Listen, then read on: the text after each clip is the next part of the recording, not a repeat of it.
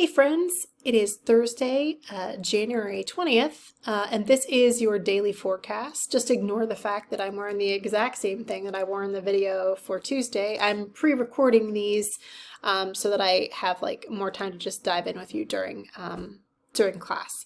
Anyhow, we're going to start today by checking in with our peers in the intros, floof therapy, and social space channels, just to engage with each other. You might have missed a comment, and we're going to be hanging out with each other all semester, so it's just not a bad idea to get that bonding on, right? And then the bulk of what, or at least some of what we're doing today, is really about setting up our Spotify accounts. So just follow these instructions to get that started. If you have any problems, obviously I'm going to be in Slack, so you can just be like, hey GPAT, I got questions, right? Or you can call me, whatever. You can access me so many different ways.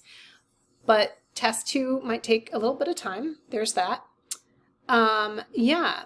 And then once you've done that, we're going to mosey on to task 3. And we're reading this thing from this website called The Pudding, which I freaking love as a website name. Anyway, it's this really cool kind of overview of within the last 20 years-ish, a little under 20 years, any mentions to queerness, explicit ones, in mainstream top 100 Billboard hits, right? Now, we're doing indie music, but I still feel like it's germane to sort of getting us into this moment because it's talking about the importance of being able to see oneself in music, right? So go ahead and read that. It's just a really cool popular press thing. There's also a gif of Lil Nas X from Montero sliding down a pole. I don't know if you haven't listened to Montero, don't worry, we're going to again. But yeah, Montero is a really good album anyway, and there's a video in there. There's a stripper pole, there's hell, it's just a whole thing. Anyway, that's an aside. It's a lovely video. So, engage with task 3. And then from there, we're going to actually create our first collaborative playlist, which is something that we're going to be doing throughout the class. We're going to create a collaborative playlist on Spotify. So first you're going to learn how to do that because that's kind of important, right? And then from there, you are going to just click this link. It said music that cracked our eggs. I created this little playlist, or this collaborative playlist for us already. So all you're going to do is you are going to think about those songs that cracked your egg. And this is a term that I'm borrowing from my people, from trans culture, about, this sort of moment where there's this light bulb and you're like, oh, huh. So generally cracked your egg means, oh, huh. I'm trans. But in this case, I want you to think about the thing that cracked your egg, the song that cracked your egg is this moment where it's oh shit, this is a way of being in the world, right?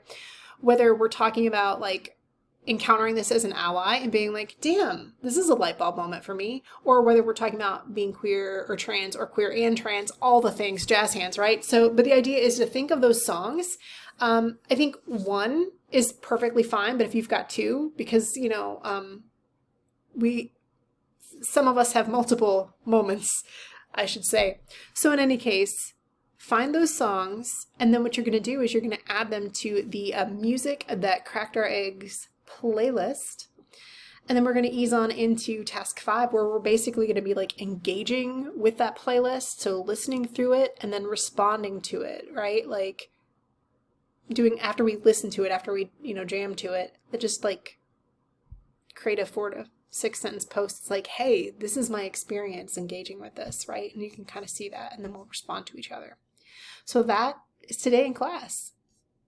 For homework, I want you to just learn about this 1+2 active reading model. Again, if you have had me in class, you already know about this because it's something I do a lot. The gist is that instead of me saying, you have to read this thing for homework totally alone, we are actually doing this thing where we read together. That doesn't mean at the same time, but the idea is that you'll click on a link to whatever I'm assigning you, and you're going to be oh, okay, I can see my other peers have highlighted and commented on this, and it's a lot less lonely, right? And I think we all need that right now.